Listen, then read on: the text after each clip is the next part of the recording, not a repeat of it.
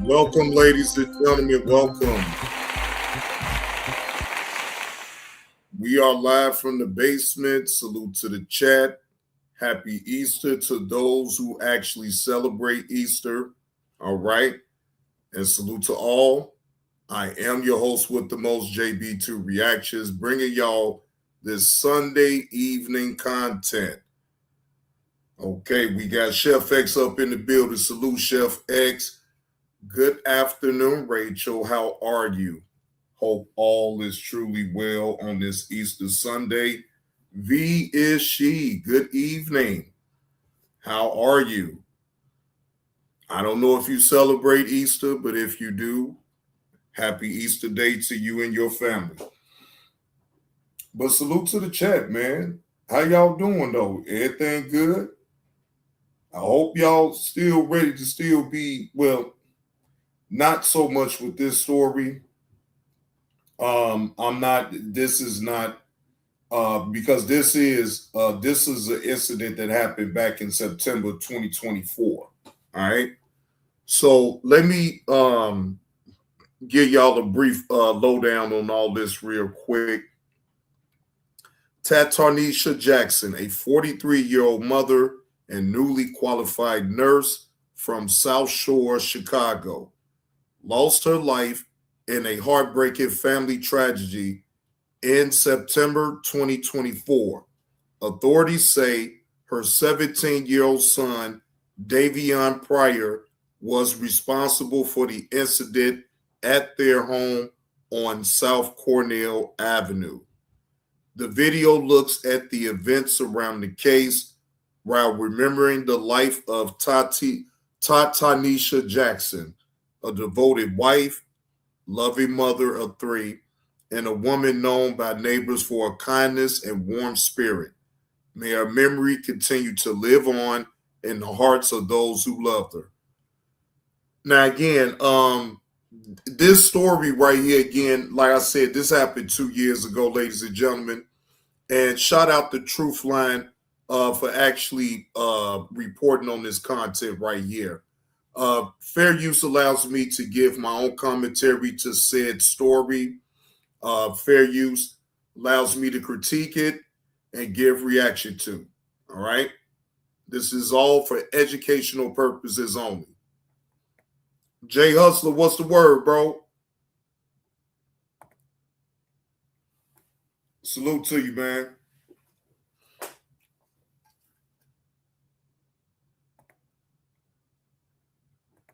So everything was peaceful, and out of nowhere, shots let off. We hear like 8 shots After we hit 8 shots, I'm like, no, that wasn't no gunshots. And it was 6 more. The judge visibly emotional here today as he took on this case. He called it a tragedy. This is very sad and tragic to this court.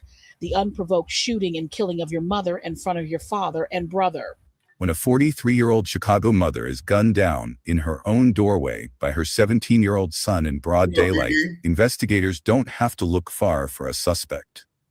But what they find when they start pulling back the layers of this family's story, the warning signs, the failed interventions, the phone call she received minutes before she walked through that door, raises a question that no courtroom, no sentence, and no verdict will ever fully answer. Why? Most people who've been living on this block have been living here for a long time, so everyone kind of knows each other. So I can only imagine what everyone is feeling. Oh, it's devastating. You know, I'm really looking for it when I come out to sit on the back sometimes. South Shore sits on Chicago's south side, stretched along the lakefront between Jackson Park and the dense residential grid that runs toward the city's industrial edge. It is the kind of neighborhood where people stay, where families plant roots across generations, where the same faces appear on the same porches year after year, where you know your neighbor not by their last name, but by their routine. The woman on the back porch every evening, the couple who have lived 3 doors down for as long as anyone can remember. The block that looks quiet from the outside because most of the life on it happens between people who already know each other. That is the South Shore that Tanisha Jackson called home. And on the 6800 block of South Cornell Avenue, she was exactly the kind of person that makes a block feel like a neighborhood.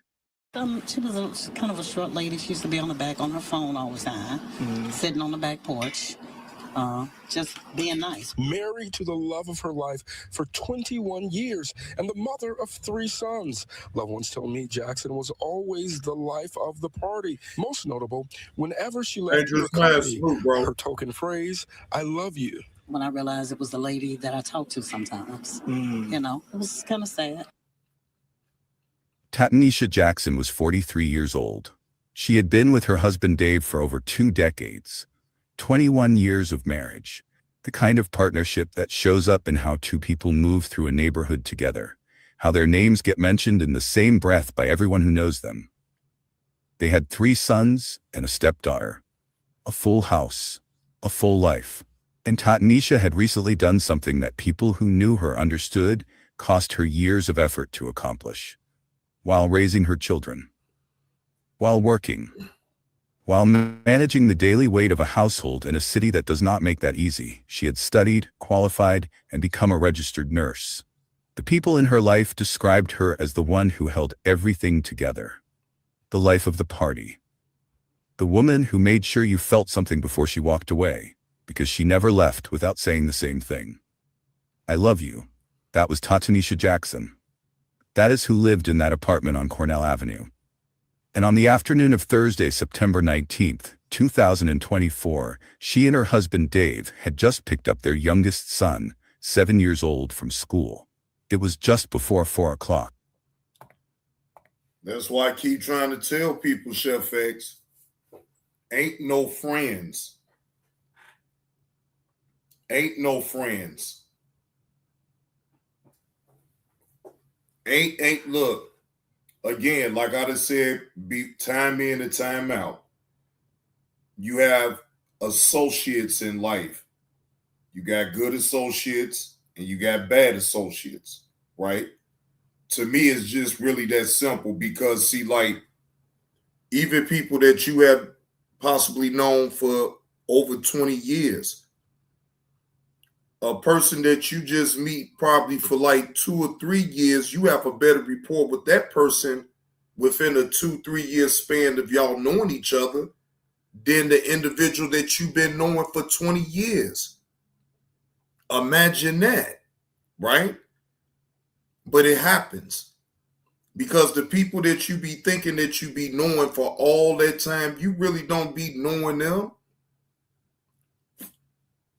Because maybe in their own, they figure they'd be cool, but they don't trust you. So it's just certain things they just ain't willing to talk to you about, never confide in you about nothing.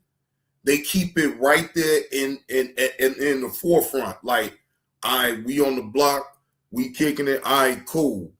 Then after that, I go my way, you go your way. It's just as simple as that.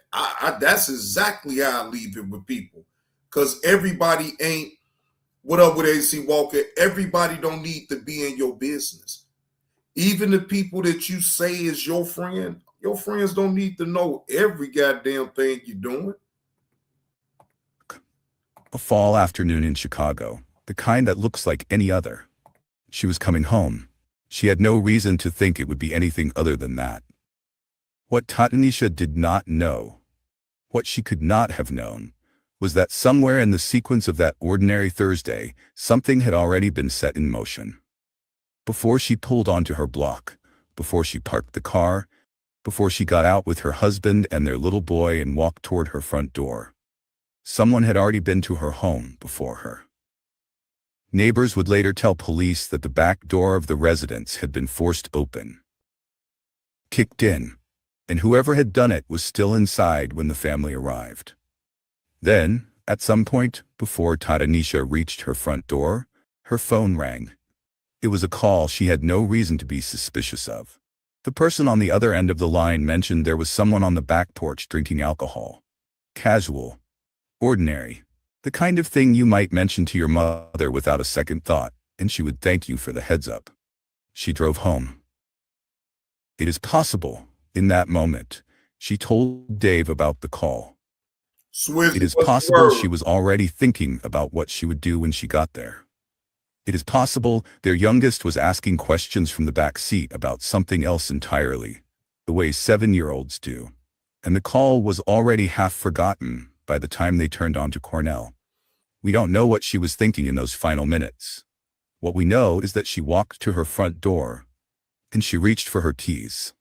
Yeah, neighbors tell us Tatanisha Jackson had just gotten home with her family and was walking inside of her apartment where a teen gunman was waiting. What was supposed to be the safe confines of a family's South Shore home now marks where Tatanisha Jackson's life was tragically ripped away at the hands, police say, of a teen gunman. First responders arrived on Cornell Avenue to find Tatanisha Jackson near the front doorway of her home, with multiple gunshot wounds to the head and body. Detectives moved through the scene methodically, photographing, measuring, collecting. Evidence markers went down on the floor, near the door, through the apartment. 12 shell casings were recovered. A 9mm handgun was found at the scene. The violence had been concentrated and rapid, the kind that tells investigators this was not a struggle, not a confrontation that escalated. Whatever happened at that front door happened fast. Tatanisha was transported to the University of Chicago Medical Center. She was pronounced dead from her injuries. The Cook County Medical Examiner ruled her death a homicide. Outside on Cornell Avenue, neighbors began to gather. Detectives were seen crossing Stony Island, hunting down surveillance footage from nearby businesses. A perimeter was being worked. And one question was already forming at the center of everything. The question that would define this investigation from its first hours. Who was inside that apartment, and why? He was inside He was already inside. because he broke through the back door, waiting for them. That's what my understanding. I'm hoping he can get through it. It's going to be hard. Police Oh yeah. This at this location over here on Cornell Street, that's over east, that's southeast. Over there by Lake Shore, you know what I'm saying? The lake, everything on over there, right? I'm not even gonna lie to y'all though. Southeast is pretty goddamn wild. But like, I mean, a whole family like that, you know, she got 3 sons, ladies and gentlemen. Let's start right there. And just because, and Daddy was there. You feel what I'm saying? Daddy was in the house. But that don't mean that, you know, once he out there in the streets, he's going to school, he being around other young boys his age, they get mischievous, they get into things. I mean, again, that type of thing is going to happen, right? You can't watch them all the time. Daddy out there doing the best he can to provide for his family. Mama going out there. She's going out there to make something of herself so she can better her family.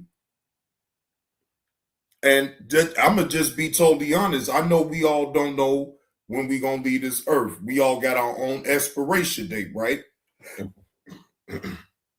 But that was senseless right there. That made no sense. Had a description. A 17-year-old male seen on security cameras along Stony Island Avenue after fleeing through the back door of the residence. His cell phone was pinging in the area. Officers issued alerts to units in the district. Armed and dangerous, mental health history, approach with extreme caution. A manhunt was underway, but it would not last long. At approximately 9:59 that same evening, roughly 6 hours after the shooting on Cornell Avenue, the suspect walked through the front door of the 3rd District Police Station on the 7000 block of South Cottage Grove. He told officers he knew they were looking for him. He was taken into custody without incident. His name was Davion Pryor. He was 17 years old. And you will soon find out exactly what investigators already knew about him and why what they knew made what happened on Cornell Avenue all the more devastating. 17-year-old has been charged as an adult for allegedly shooting and killing his own mother. Davion Pryor is charged with first-degree murder. Court records show he shot his mother, 43-year-old Tatanisha Jackson, 4 times. This shooting happened in their home in the 6800 block of South Cornell Avenue Thursday, right in front of his father and 7-year-old little brother. Pryor indicated that he was on medication for mental illness, but rarely takes it. Pryor walked into the... Wait, hold on. He was taking medicine for mental illness, but he wasn't taking his medicine. Wait, what? So the young man is on outside reckless without taking his medication because, he a little mentally off. This is diabolical right here. Police station and turned himself in. He was already on electronic monitoring for a pending juvenile case. His mother. That is the detail that landed in courtrooms and newsrooms and on the block on Cornell Avenue, like something that needed to be said twice before it could be understood.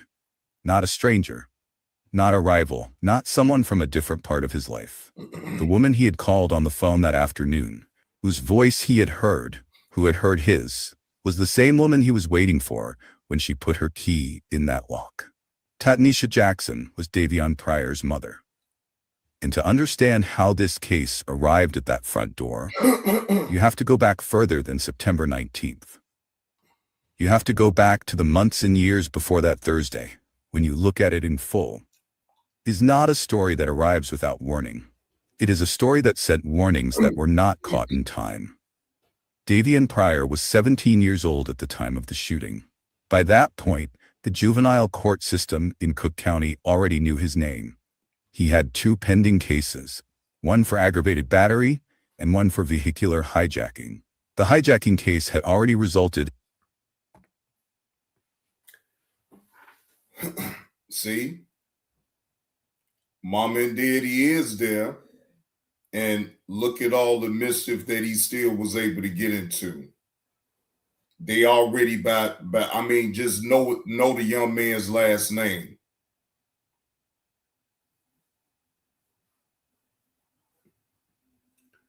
I don't know. They be so quick to want to throw mental all up in it or whatever the case may be. I don't know. I be in the wind. I be up in the air with that one. I ain't gonna even hold y'all because again, maybe he did have some type of mental issues, but then how come he's able to just be on outside free like that and they know that he's off? You feel what I'm saying? Like, to me, that don't even make no sense. In a guilty finding in July of 2024. He was awaiting a follow-up court date in early October when September 19th happened. As a condition of those cases, Davion had been placed on home confinement. An electronic monitoring bracelet on his ankle was supposed to tell the system where he was at all times. He was not supposed to leave. He was supposed to be supervised. In practical terms, that supervision lived inside the walls of the apartment on Cornell Avenue. It lived with his family, and it lived, in large part, with Tanisha. Alongside all of that, there was a diagnosis. Davion had been identified as having a mental health condition that required medication. A prescription existed. His grandmother, who would sit in that Cook County courtroom 2 days after the shooting and watch her grandson be ordered held without bond, confirmed what court records had already begun to suggest. He rarely took it. At the time of the shooting, he had been off his medication. His defense attorney, to his credit, did not present a client with nothing to offer. He told the court that Davion was enrolled in a GED program, that he had a part-time job, that there were structures in his life, people trying to build something around him, trying to give him a direction. And none of that was false, but running alongside that version of Davion Pryor was the version that the court record showed. Escalating behavior. A pattern of increasingly serious offenses. A mental health condition going untreated. A 17-year-old on home confinement who had somehow, despite every legal and logistical obstacle, obtained a 9mm handgun. That last detail is one of the unresolved threads of this case. How Davion Pryor came to have that weapon. Who provided it, where it came from. Oh shit. That's easy. He got that iron for one of his homeboys. Let's just keep it a buck. Yeah, the streets got him again, Chef X, and one of his homeboys, man, look, even if he wasn't going all the way outside, he was right there. He was right there posted up in that apartment building. And let me be clear. That's what normally happens, even on the southeast side of Chicago, where in most spots, if you go to southeast, it's beautiful. Blocks clean, all of that, right? But then you got your ghetto side as well. You feel what I'm saying? Like you drive 5 blocks, you're going to see clean blocks and everything. But the next 10 gonna be a little sketchy. You feel what I'm saying? So, I mean, hey, you take the good with the bad with all that. But, right, them type of apartment buildings that y'all seen, bro, they post up in them apartment buildings all the time.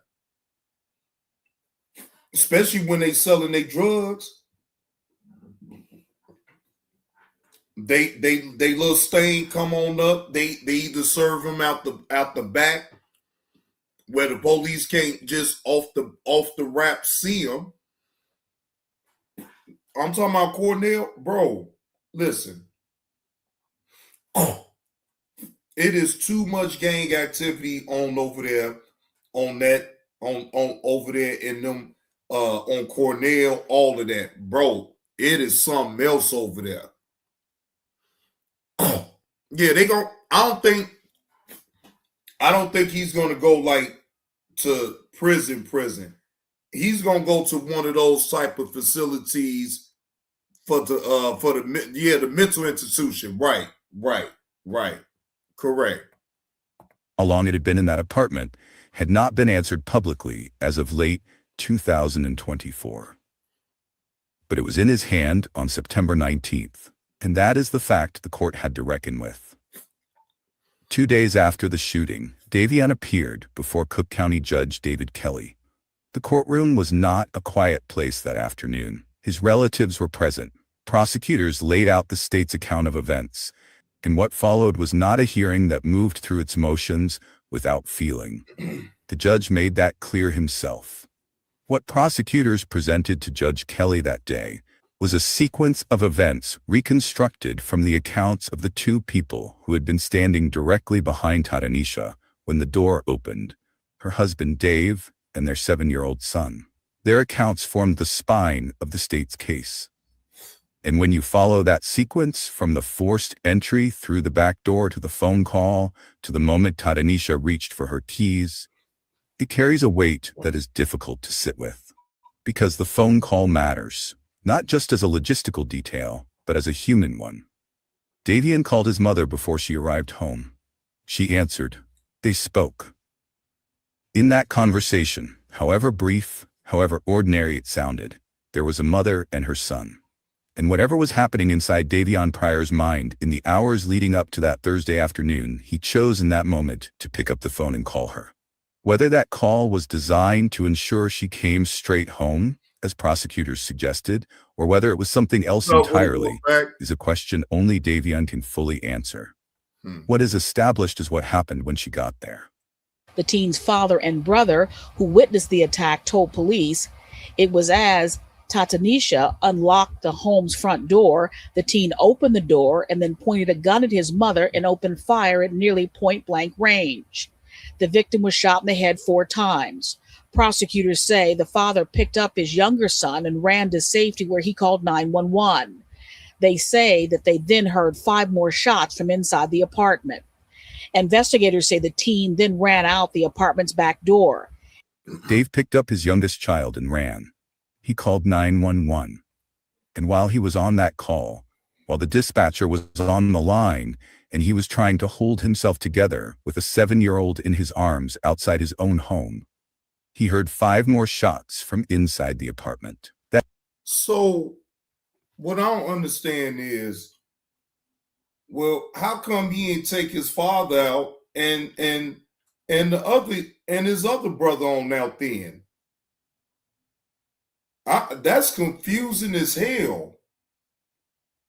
You wait a minute, you unalive your mama, your daddy and your other brother is right there, but you don't get at them at all? No, that don't sound right. I'm sorry, y'all, and I ain't trying to reopen up no wounds or none of that, but that part of it just don't sound right to me. I'm sorry. No, that don't sound right. So then why didn't he just get the daddy and the little brother then? If he mentally ill, then why did he not take out his own father and his little brother? Oh, because she was at the door. They wasn't at, okay. But damn. That detail, 5 more shots, fired after Tatanisha was already down, after Dave and the boy had already run, is one that prosecutors place before the court without elaboration. It sits in the record, and it raises questions that the available public information does not answer. Whether those shots were fired at something, at nothing, in panic, or in something else, that is not yet known. What is known is that when those 5 shots finished, Davion went out the back door, the same door he had come in through, and he walked away from Cornell Avenue into the Chicago afternoon. Pryor turned himself into police just hours later. Prosecutors say Pryor has 2 pending cases in juvenile court for aggravated battery and vehicular hijacking. He was on home confinement at the time of the murder. His grandmother telling us in court today he's been diagnosed with mental health problems in the past and has been off his medication. The judge ordering a mental health evaluation for next steps in this case. Pryor will remain in custody with an upcoming court date set. Judge Kelly's decision to order a mental health evaluation was not a routine procedural step. It was an acknowledgement that before this case could move forward in any meaningful legal sense, there were fundamental questions about Davion Pryor's mental state that needed formal answers. What was his condition on September 19th? What was the nature of his diagnosis? What did untreated mean in clinical terms, in the context of what happened on Cornell Avenue? Those answers were not yet public as of late 2024. The evaluation was ordered. The case remained in its pretrial phase. No trial date had been announced. What Judge Kelly did make clear, in a courtroom where Davion's own family sat and left afterward in silence, was how he viewed what the evidence described. Unprovoked. That word appears in the prosecutor's presentation. It appears in the judge's statement. It appears in every account of the events on Cornell Avenue. And it matters, not just as a legal term, but as... Hey, Deja Vu, happy Sunday, happy Easter. Hope all is well with you. Everything is all well on my end. Thank you for asking and thank you for tuning in to the show. Now, Deja Vu, I don't know how, I'm sure you are familiar with this story right here. This happened 2 years ago in September. And it's just a tragedy that her son, her 17-year-old son, unalived her, and I'm just trying to figure out what's the rhyme or reason, just not just to say that he crazy, but like, you didn't know that was your mama coming through the door? the human one. Because when there is a motive, when there is a documented conflict or a clear chain of cause and effect, it does not justify anything, but it gives the people left behind something to hold on to. Something that, however inadequately, answers the question of why. In this case, that answer has not been given. Not publicly. Not yet. What exists instead is a list of conditions, a diagnosis, a prescription rarely taken, a pattern of escalating behavior, a system of monitoring that knew where Davian was but could not know what he was carrying or what he was thinking, a phone call that brought his mother home, a door that opened from the inside, and a little boy who was standing behind his mother when it did. That 7-year-old is Dave Jackson's son. He is the child Tatanisha and Dave picked up from school that Thursday. Yeah, I see it. I do be seeing people talk to themselves and answer themselves, Rachel. They be hearing some type of voices going on in their head. You ain't lying.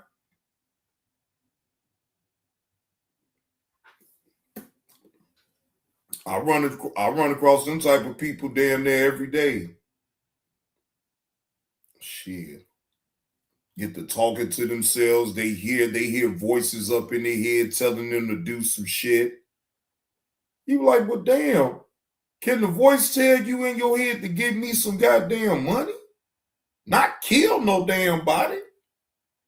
Listen to that voice in your head say, well, go ahead and give old Johnny Blaze some money. Yeah, go ahead. Yeah, let that voice up in your head say, yeah, go ahead and give Johnny Blaze some money. Don't unalive nobody. Give some money. Yeah, listen to that voice in your damn head. Since they got voices, they be hearing voices and shit. Listen for that voice to say, give Johnny Blaze some money. Shit. For real. He was in the car for the drive home. He was on the walkway when his mother reached for her keys. He was steps away when the door opened. His father grabbed him and ran. His father held him and called for help. His father heard 5 more shots while holding him outside. Dave Jackson is a widower now. He is raising that boy. Now, Dangerous Man say this happened to my brother-in-law. His brother sliced his throat. He got 20 years in Mendota, where Jeffrey Dahmer was at. Oh, okay.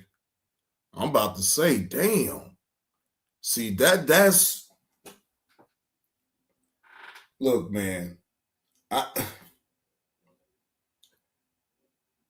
I'm not going to lie and say I ain't never been that mad that I wanted to...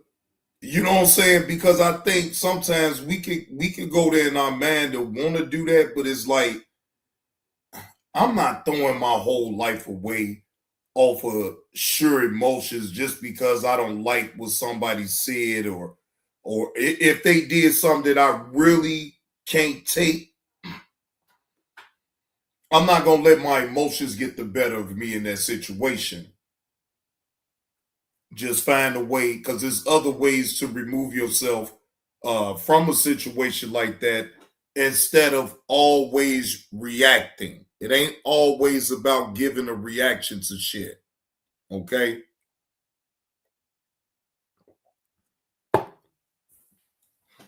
And that's what people nowadays, and even more so on the internet, they will say the most dumbest shit, hoping for you to react to it and you spaz out on the right.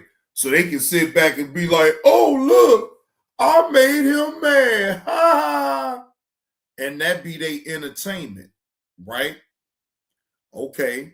Well, you can solve that though by not even entertaining the motherfuckers. By not even entertaining the words that they say. Because if you truly ain't on that type of time, you not on that type of time. All right, cool. You got it. You said what you said. Cool. I'm moving on.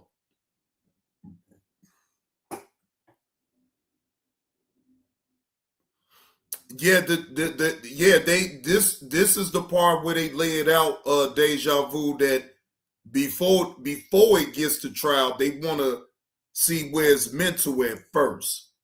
So this is the part where they breaking it down as far as before it even gets to trial, go to trial or whatever. They want to make sure that they find out what's this young man mental capacity is, before they move forward. He is doing it in the aftermath of something that no preparation, no resilience, no amount of time makes simple. Yeah. And across the city, on the block on Cornell Avenue, the neighbors who had known Tatanisha, who had seen her on the back porch, who had passed her in the hallway, who had heard her say, "I love you" on her way out the door, were sitting with something that a neighborhood does not easily set down. I'm really looking for her when I come out to sit on the back sometimes. Tatanisha Jackson spent years becoming the person her family needed her to be. She did not take shortcuts to get there. She worked and studied and showed up for her children, for her husband, for a neighborhood that knew her name. She crossed a finish line that most people would have abandoned long before reaching it. She became a nurse. She came home every day to something she had built with her own hands and her own time and her own stubborn refusal to stop. She was 43 years old. She had her whole career ahead of her. She had a husband who had loved her for over 2 decades. She had children who needed her. And she had a way of leaving every room that the people who loved her will carry for the rest of their lives, every without fail. That is a tragic story. And I'm going to do some digging since I got the young man's name. I'm going to look him up and I'm going to see if it's any other type of stories that's following this one right here. Now, the content creator that laid it out, he dropped this last month on the 6th. I was supposed to have went over this, and I could have been on top of it then, but now I am. I'm still going to find out, and I'm going to find out whatever that happened to the case. Did he get? I'm sure by now because it's 2026, so I'm sure that he'd have been sentenced and everything. But I'm gonna find out. Yeah, I'm gonna find out. I got his real name. His real name is on there, so it ain't like I can't just look him up and find out. Or I can find out. Now, that would be the only way that I look up somebody for educational purposes, only just to give some context to his case. What did he get? Things like that. So that would be the only way that I do any type of research like that. For us to do it in malicious intent and all that, I don't do all that shit.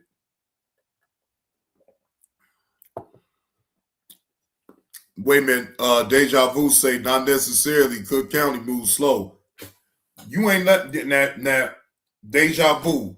Thank you for saying that. Thank you for saying that. You not lying. Crook County be moving slower than molasses around here. But if you stay in Cook, then anybody that stays in Cook County, then you know this already, and you know we ain't lying around here. I bet Nurse Petty knows. Shit. Look how slow they was moving to get Tiffany Hayner up out of being mayor for Dalton. You feel what I'm saying? They was trying to drag their feet, but the people wasn't having it.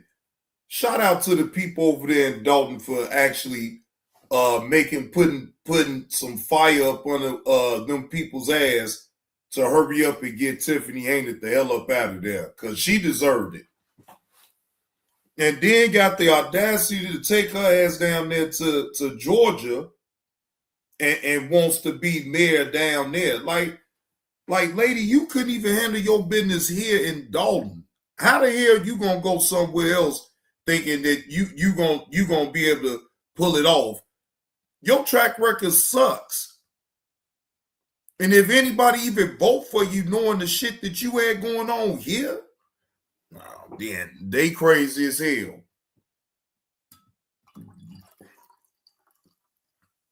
Yeah, they crazy as hell. Reggie Reds, what's the word, man? Hey, man. Man, bro, what the hell? I'm down right now. I'm in a hospital, fam. I hit you up behind the scenes to give you details. I was almost gone from here. I had a medical emergency. I've been here since Wednesday. Damn, bro. Damn, Reggie Reg. Yeah, man, yeah. You know, you already know, you can just hit me on the back end, bro. Man, shout out to Reggie Reg, man. I'm just glad you're still here, bro. Fuck all that. We'll talk. We'll most definitely talk, man. Shout out to Reggie Reg, man.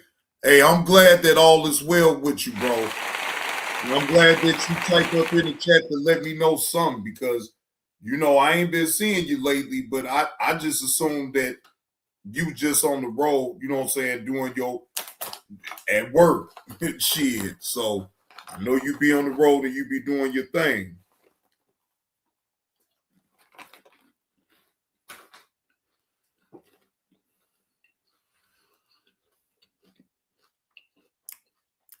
When their evaluations involve on top of this type of crime, it won't be speed. He may have a public defender, private or court-appointed attorney. It all depends. Oh, okay.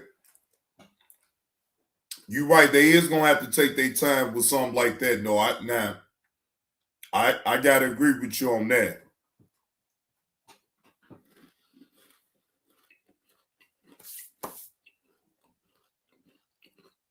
Damn, Reggie Reg, you just woke up. Damn. Well, either way, I'm just glad that you here, bro. And we can most definitely talk later about what then happened. But again, I'm glad that now you are okay. Because again, y'all know everybody used to seeing Reggie Reg every goddamn day. He'll say something. I mean, but again, I wouldn't think that something life-threatening didn't happen to you, though. I wouldn't have thought that.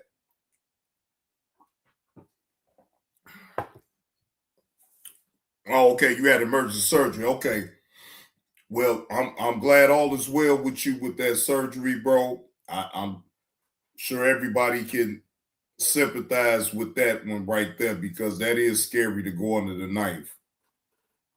Nobody wants to go under the knife, especially if it's an emergency surgery. If that is life or death, that hits a little different. You know what I'm saying? But again, shout out to Reggie Reg, man. I'm rocking and rolling with you, bro. Either way. All right. So Now it's another story that I'm gonna get into, y'all. OShea Duke Jackson. I was looking at his video, and I'm like, damn. These, and I'm gonna get into it. I'm gonna save it, but I'm gonna take me a brief intermission. Ladies and gentlemen, I'll be right back. Take me a brief intermission. All right, wait a minute. Hold on.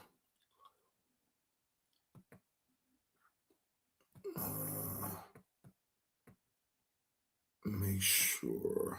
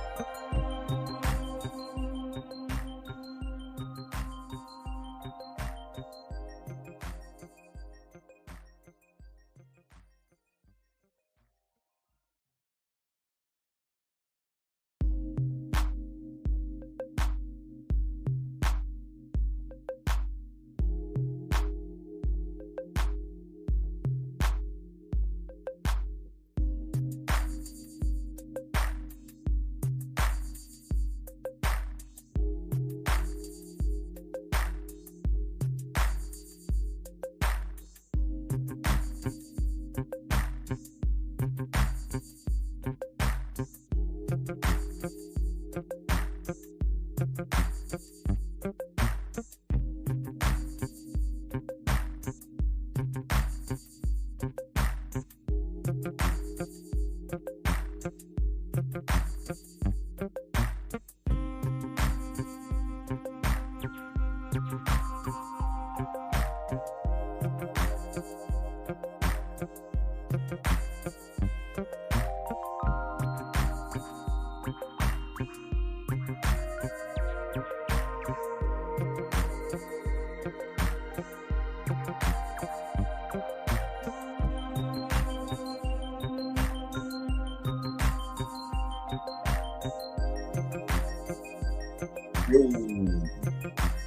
we back.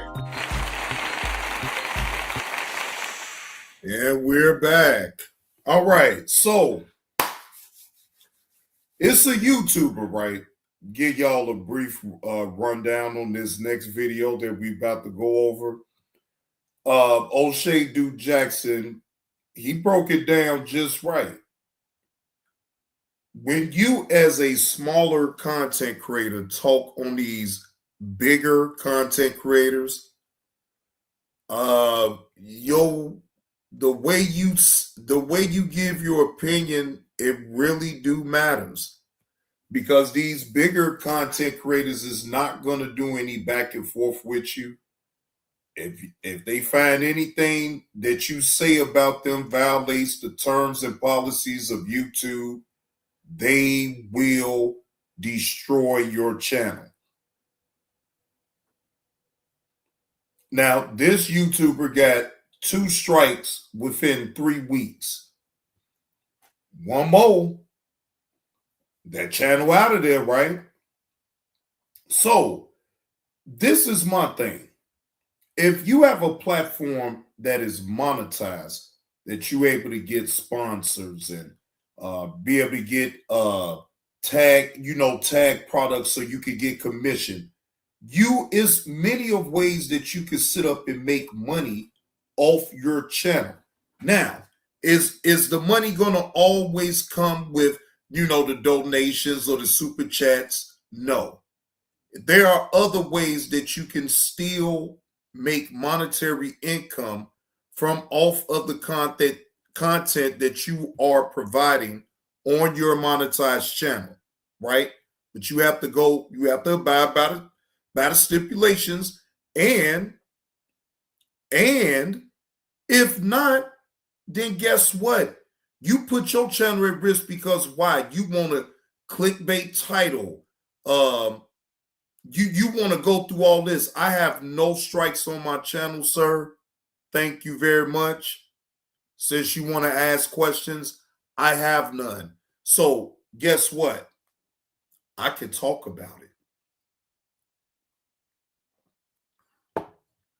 Have I been struck before? Yeah. They gave me a warning. Oh, I done got a warning. Yeah, with Dr. Umar. Dr. Umar struck my goddamn community ball. So yeah, I've been struck. I've been warned, like, hey, like, calm your goofy down. Hey, you ain't got to tell me twice. Once you give me that first warning, I ain't gonna cross that line. Don't worry about it. Because see, I want my channel. I want my monetization off my channel so I can be able to get monetary income out of different areas of it. Again, super chats, of course I want super chats. Of course I want cash apps and PayPals and all that. Yeah. But that's just thinking, I got to think outside the box. I want money in other areas of when I do my live streams, when I talk about certain things. I want it to be in the green. I don't want it to be in the yellow or not able to be monetized. I want it to be ad friendly. So yes, my profanity of what I will probably normally use will dial down, because I refuse to allow myself to, not get paid off of what I'm doing That is dumb. What up with it, Jonathan G? Like, why am I sitting on here and I'm putting out content, but I mean, what? I don't want to get paid off of it. I'm just doing it just purely off the love. No, that's not being realistic. I want to get paid off of the content that I go over, that I react, or if it's something of my own that I put on out here, I want to get paid for it. I could love to do something all the hell I want, but that still don't mean that I do not want monetary income off of what I like to do. I'll be real with my own self. So that's why no one will sit up here and hold nothing over my head and say, well, you just beg. You need a job. You beg too much. Now, what about this? I still be on YouTube every goddamn day giving out content, right? Do I beg every goddamn day? Or do I just put the content on now here and let the chips fall where they may? Y'all be the judge of that. Johnny Blaze don't really take days off. I mean, not really. I may here and there. If I really do need to take a couple days off, I will. But like for the most part, y'all can really bank on me to go live at a certain time, bring y'all content for a few ticks, and then I get the hell on. I get the hell on.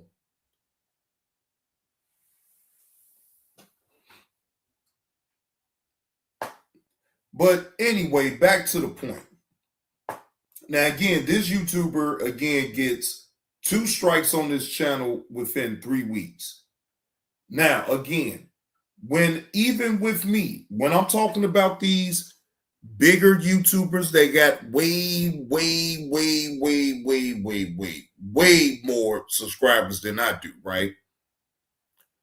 I still have to be mindful of the things that I say up out of my mouth, even within an opinion, right? Because I still don't want to cross no lines.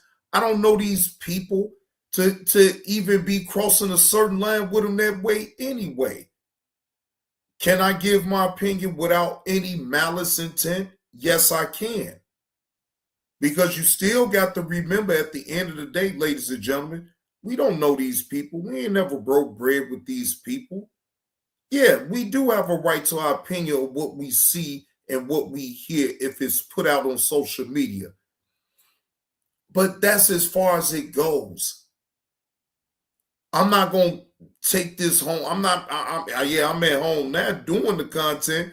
But once I cut this computer off, that's going to be gone until the next time I get back on here. Hey, Seela. And that's it. That's all, Seela. That's it. That's all. That's all I'm trying to do. I didn't put in the work on here on YouTube. I'm a fake ass YouTube celebrity.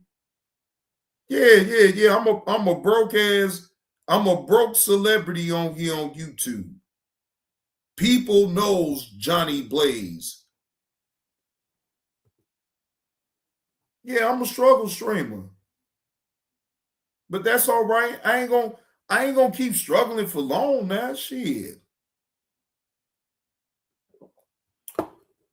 VNC, what you say? Your Phillies lost today. Your baseball team. Oh, that look. I'm sorry. Oh, boy, they lost. Oh my goodness. They better not lose no more now, VNC. Even though I know it's a long season for them, they can't keep losing though. Wait a minute, Chef S said the show is over. No, man. No, we ain't get it. I'm just not about to get into the video right now. I'm just talking a little shit right now. That's all. Yeah, I'm just talking a little shit. I mean, I ain't rushing if y'all ain't rushing shit. I mean, What the hell? I ain't rushing. Trust me. I'm gonna most definitely break this down with O'Shea Duke Jackson. Shout out to that brother for putting this content together. The Celebrity Junkie. He posted this 3 hours ago, and the title is "What Anton Doing to His Enemies is Diabolical."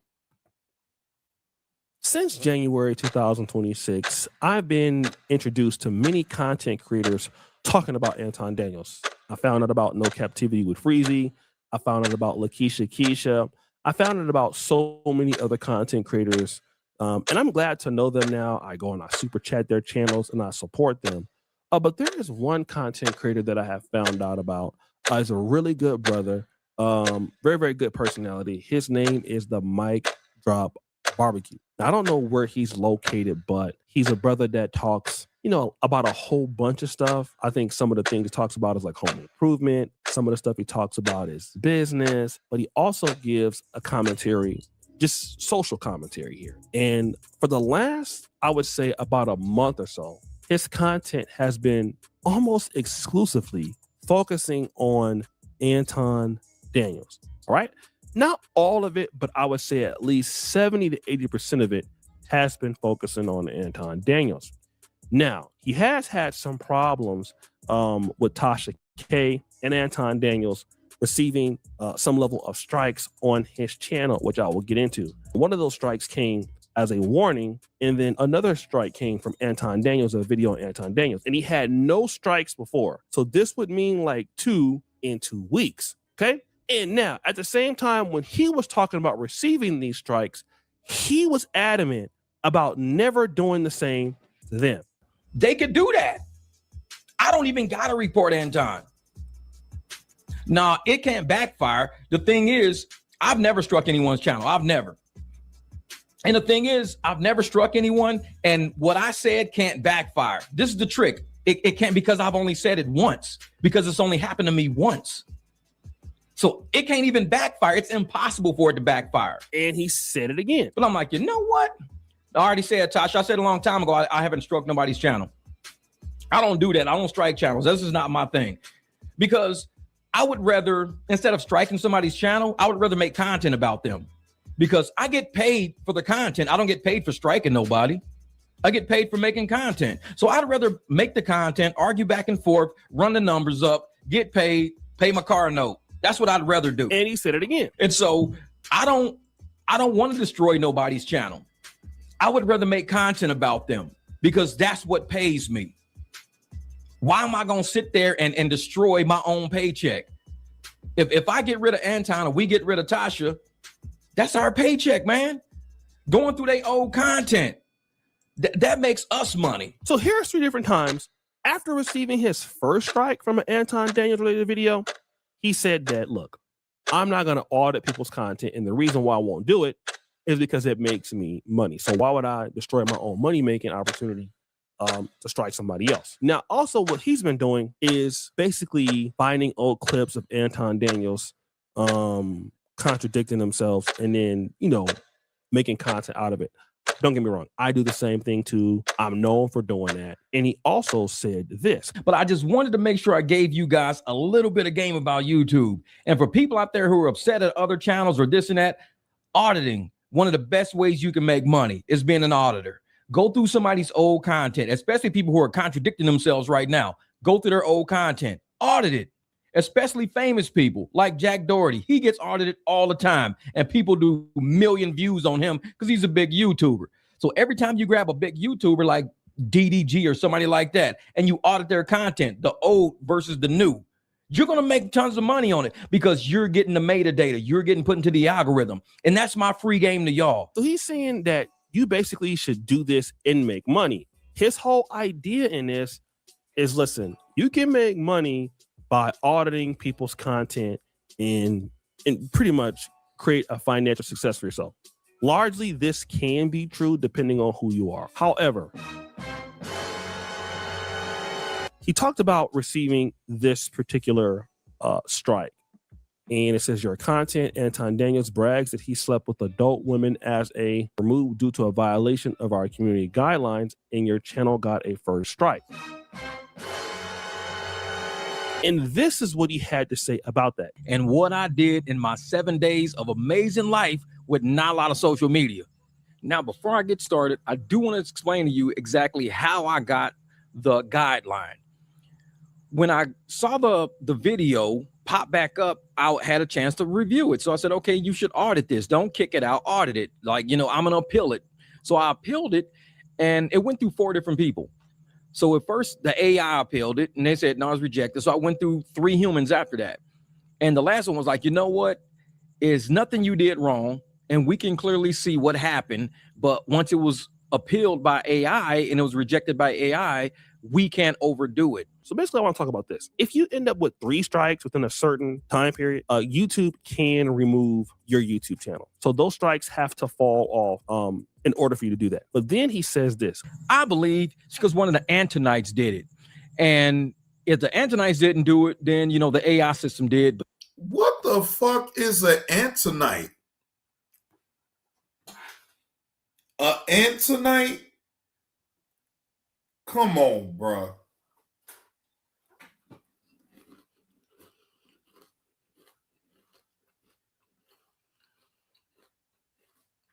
Can anybody tell me what an Antonite is?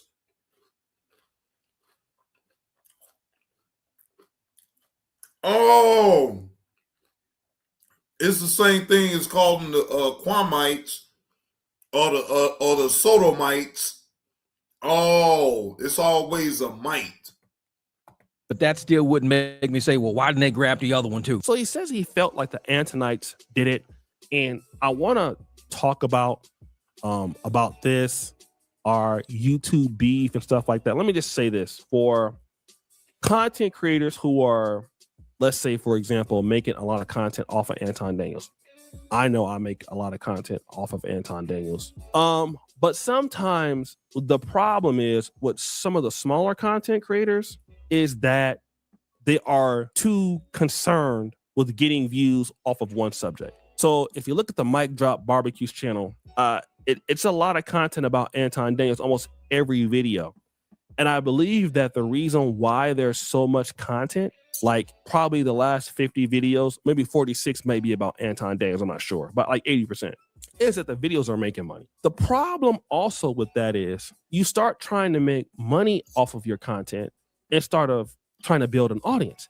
Now, one of the things that you can do as a content creator is when you chase the Anton Daniels bag, you're chasing cash. You're not chasing, which is, I would say, stability as a creator. And that means, to me, you're not chasing the other thing. So it probably will look like, well, this person feels like I would not make the same amount of money if I talked about something else regularly. So let me just go towards the bag. And then so what he did was, in chasing the bag, he was so eager to make a video about Anton that video was probably a community guideline strike. And, he kind of hurt himself there. And this is one of the dilemmas, is like, once you start like reviewing so much of one person, like repeatedly, you start getting used to the money, you start getting used to the cash, and then the dollars do go up. But ultimately, let's say, for example, if Anton Daniels content, doesn't get views anymore, then you are stuck because you don't have a real pivot out there.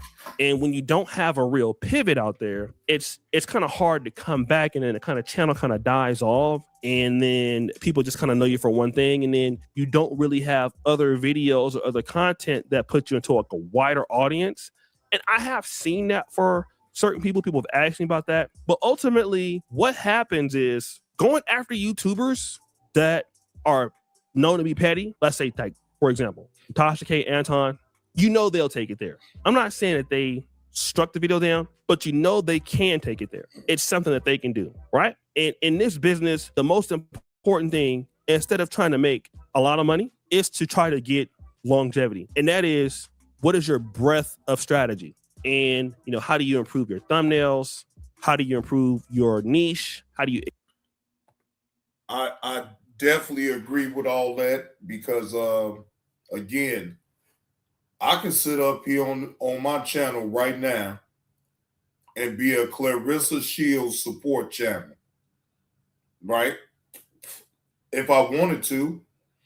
Because either way, if you talking about Clarissa Shields and Papoose and all of what the fuck, excuse me, they got going on, or I'm going to keep a crowd over here for sure. I just got to stay on top of the business though with them, right? I don't want to be a Clarissa Shields support channel. I am JB2 Reaction Channel. I react to the content that's put on out there. If my people want me to react to certain videos, then I will. But like me trying to be all involved in these public figures business, I don't give a fuck about none of that. I don't care nothing about none of that. She can have 4 boyfriends and claiming Papoose is her main. I wouldn't care. Shit. I'm not dealing with her, so I mean, it ain't no sweat off my brow. Yes, it's on social media, the things that she put up, and then maybe certain things I may be like, well, damn, Clarissa, was that shit necessary? But otherwise, like for me to really like jump out the window and be like criticizing these people, like, man, please. For one, these people are human beings just like us. They just on a higher echelons of being a public figure, you know, because everybody knows them. They able to get to certain platforms to be seen and be heard. See, I'm a struggle streamer. See, I ain't got that much. I might got a little punk ass exposure, you know, here, but like mine ain't even nowhere near theirs. People actually give a damn about looking at Clarissa be the side chick with Papoose, you know, and all that old other shit. So it is what it is.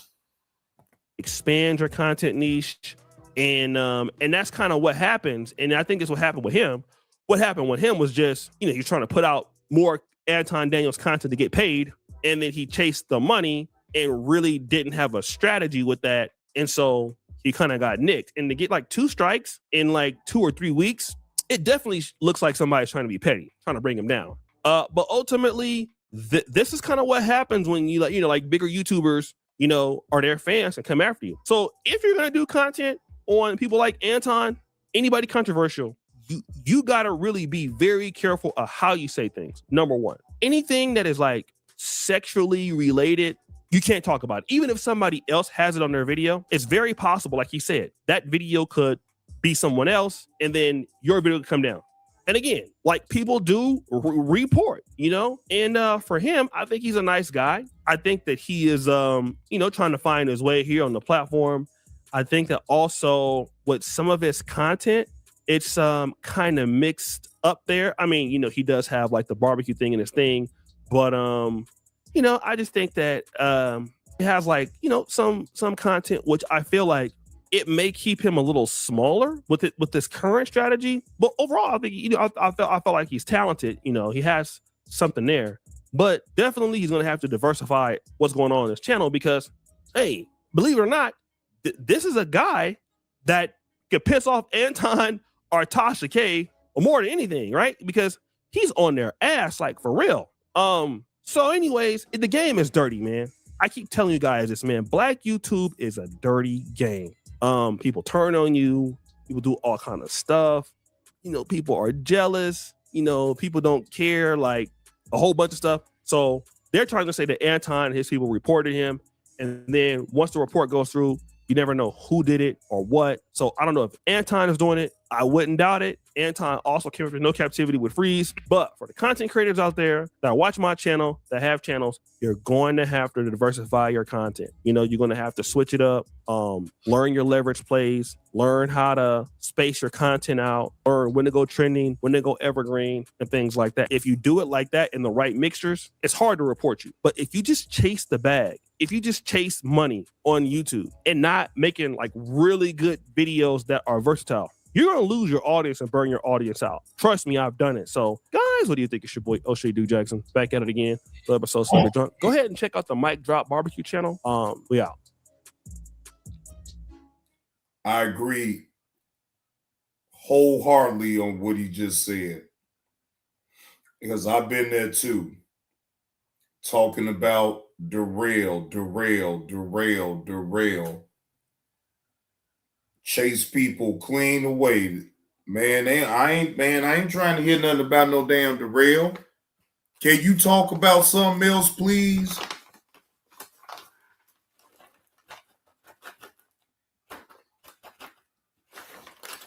So, all too well, I understand. And it does shorten. It don't help your channel grow when you're only just talking about one thing.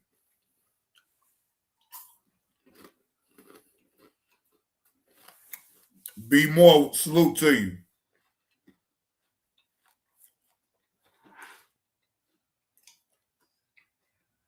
And once I started talking about other things,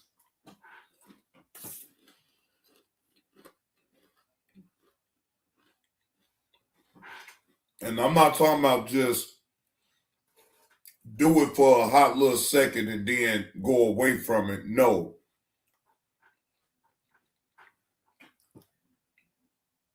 Stay consistent with it. The people see the consistency. You know what I'm saying? Oh, okay, VSC, you cooking dinner, huh?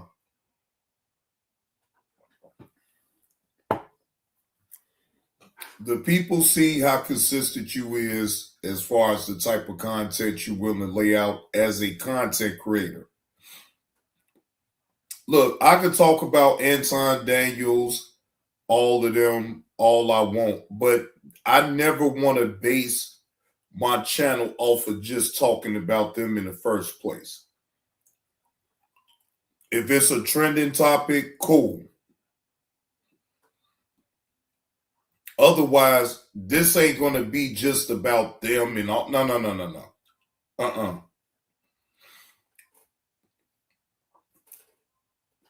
It's more about my reactions to what I see and what I hear.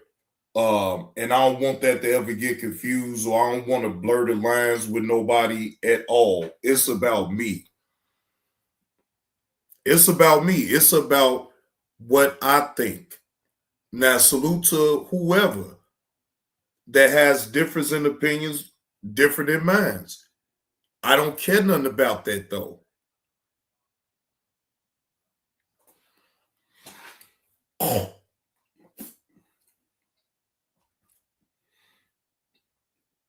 The hell you talking about? I knew I smelled something burning. Like you know what? Well, how the hell did you smell anything through the internet?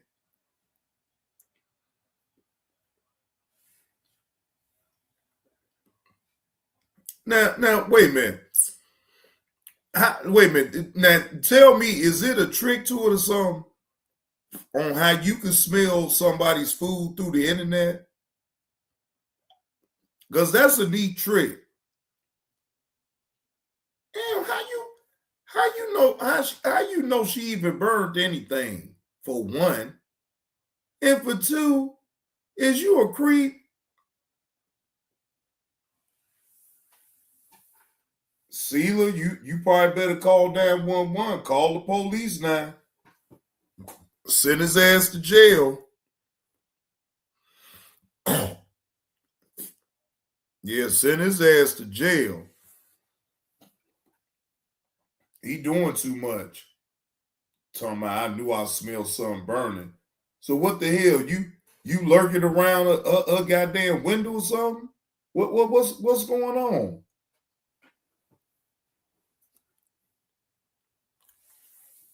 Boy, these people, y'all crazy. Y'all know that? Y'all is crazy as hell.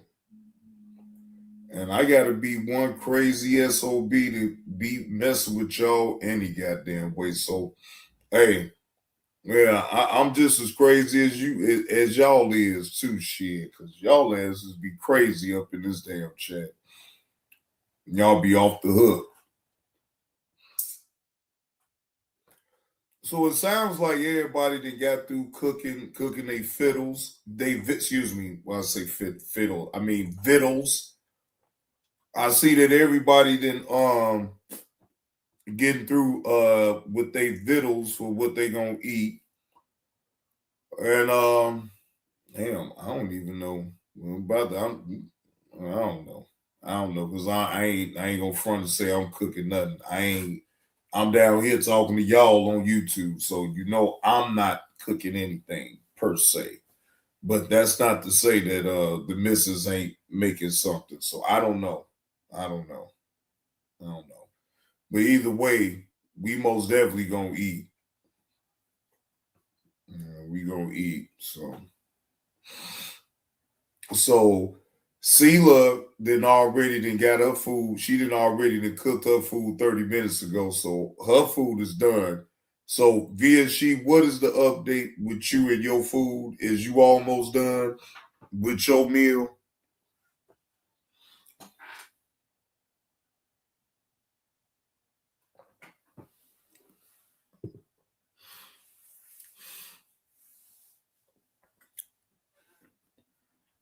Okay, good. So Magnificent One, your upper lip is burning, man. See, that's all what you had smelled though, the Magnificent One. Yeah, you had smelled your upper lip, and you know your upper lip was burnt.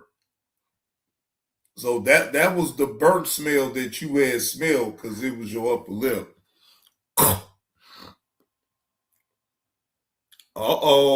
Green beans, tomatoes, sweet potatoes, and cornbread. Okay, all right, Sheila. I see y'all. Look, now y'all making me want to hurry up now. Shit. I'm hungry than a mud. On the real, I'm hungry. Yeah, I'm hungry. Matter of fact, this what I will do though, because I wanted to go over Iceberg video for what he did earlier. Cause and Kevlo finally responded the right way to hey Miss Roz, happy Easter. Happy Easter, and I know you still getting it in for your birthday weekend. So again, happy birthday to you. I know you getting it in for your birthday weekend too. So yeah, I know you. Well, hopefully you is having a ball. Hopefully you is having a good time though. Either way.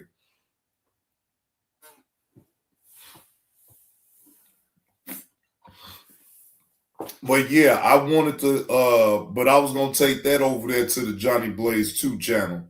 But I wanted to go over Iceberg video, and then I wanted to go over Skinny video because Skinny flagged Bishop down while he was live because he was restraining his live. And I knew it was gonna be a matter of time he would have tried that shit with Skinny. And you know, Skinny had to go handle his business. You say he was just joking. Look, I know he was, because I know damn well he couldn't have never had smelled your food, dear Sealer, like, well, what the hell is going on around here then? Shit. He talking about smell like I knew I smelled something burning. Then, you know, I saw the laughing emoji, so I actually knew he was bullshitting.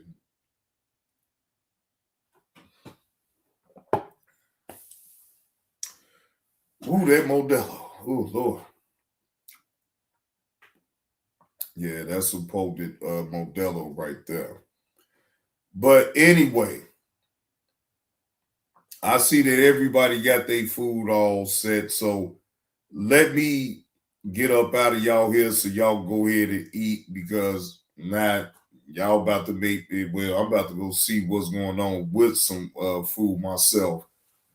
But yeah, I will be going on the Johnny Blaze 2 channel tonight.